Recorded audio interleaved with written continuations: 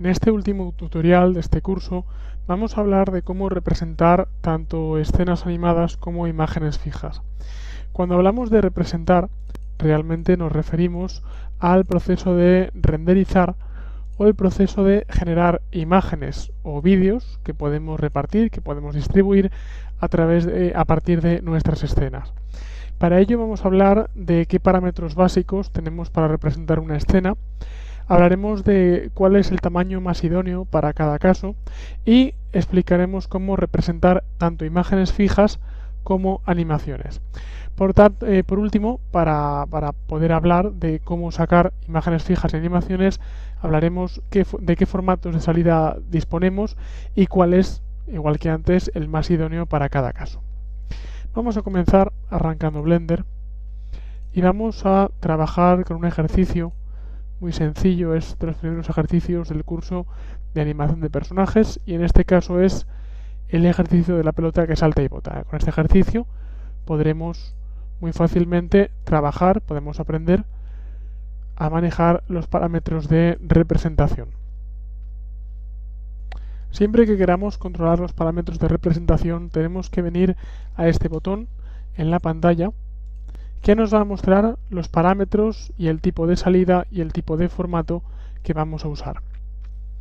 Para realizar un render podemos escoger entre dos opciones, o bien pulsar este gran botón llamado render, que renderiza el fotograma actual, o bien pulsar su tecla rápida, que es la letra F12. Si yo pulso la letra F12, es lo mismo que si hubiera pulsado ese botón. Una de las capacidades que tiene el programa es de permitirnos tocar algunos de los parámetros para poder a veces acelerar el render prescindiendo de algunas cosas. Por ejemplo, yo podría pulsar este botón que por defecto siempre está activado, que es Shadows. Si yo desactivo las sombras, el render irá mucho más rápido, pero también carecerá de las sombras y por tanto será mucho menos creíble. Por tanto, se recomienda, aunque el render tarde algo más, como podemos ver, mantenerlas activadas para que el render quede mejor. Por defecto está activado, en este caso lo he desactivado, el sampling o el super sampling o el anti-alias. El anti-alias lo que hace es refinar los bordes de la imagen. Ahora, por ejemplo, el anti-alias está desactivado y si yo me acerco a la imagen veré un pixelado muy grande, por ejemplo, en los bordes de la pelota. Si ahora, por ejemplo, activo este anti-alias y realizo el render, podré observar que el render tarda más, pero los bordes de la imagen ya no están tan dentados como antes. Lo que he hecho no es ni más ni menos que suavizar estos bordes gracias a un proceso llamado anti-alias. Tenemos varios presets de anti-alias. Tengo el de 5, el de 8, el de 11 y el de 16. Cuanto más suba, más calidad tendrá el anti-alias, pero también más tardará la imagen en calcular. Este sería un valor 5, mientras que esto sería un valor 16. El render tarda un poco más, pero el aspecto final de las aristas es mucho mejor.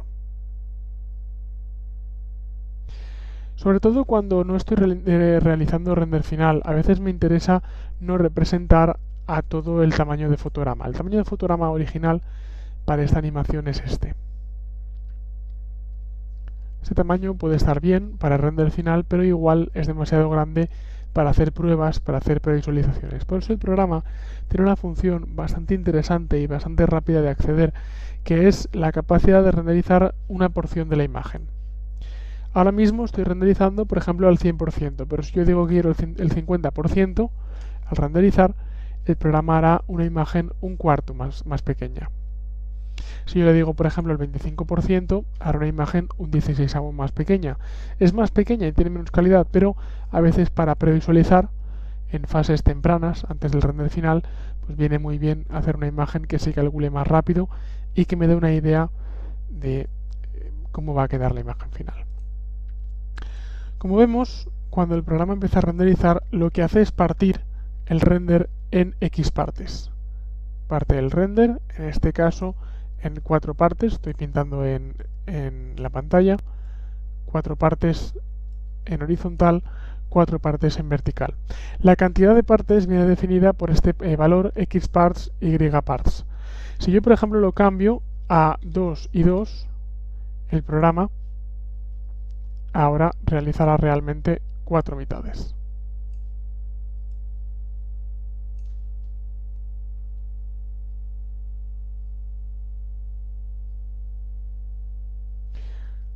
Si queremos parar un render a mitad, la tecla escape nos lo puede conseguir. Si ahora pulso, por ejemplo, 8 y 8, el programa lo que hará será partir el render en 8 partes. Puedo ver que tengo 8.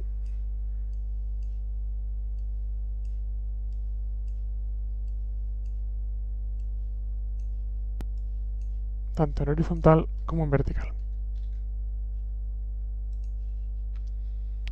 Otro recurso muy interesante es el Motion Blur. Motion Blur, sobre todo, me servirá para escenas en movimiento.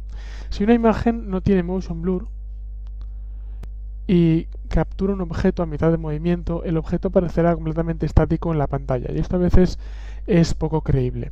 El Motion Blur nos ayuda, sobre todo en escenas en movimiento, con objetos en movimiento, a desenfocar un poco los objetos en la dirección en la que se están moviendo. Este es un render sin desenfoque de movimiento. Para activar el desenfoque de movimiento, lo único que tengo que hacer es pinchar este botón Motion Blur.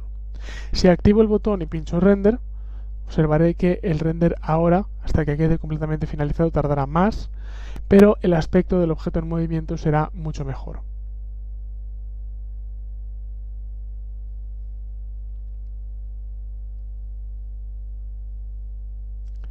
Esta es la primera pasada de render, y ahora observaremos aquí arriba que tenemos una segunda pasada, y el programa, por tanto, sigue calculando.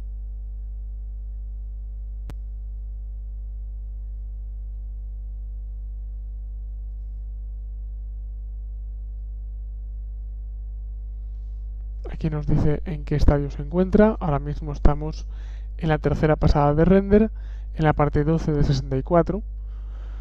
Por tanto, el desenfoque de movimiento, como ahora veremos cuando acabe el render, es un efecto muy chulo, pero que también requiere muchos recursos del ordenador. Por tanto, hay que pensárselo bien antes de aplicarlo a un render, porque sabemos que nos ralentizará mucho el tiempo final y hará que el render tarde mucho más en completarse.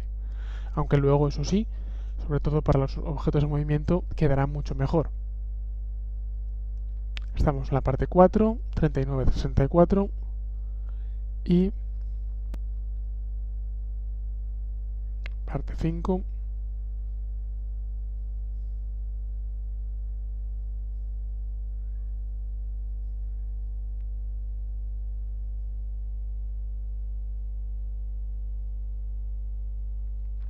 Sigue calculando.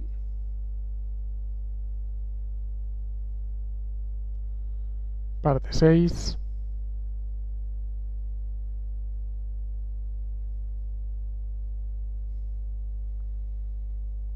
Como podemos ver, el render tarda un montón más, pero ahora, en cuanto acabe, podremos ver perfectamente el efecto de haber renderizado ese desenfoque de movimiento. Parte 7.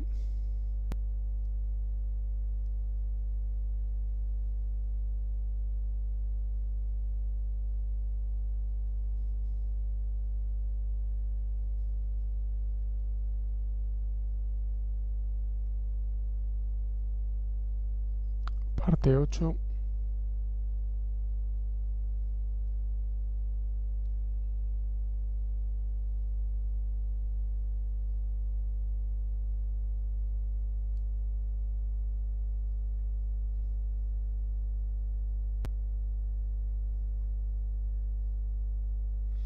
Y este es el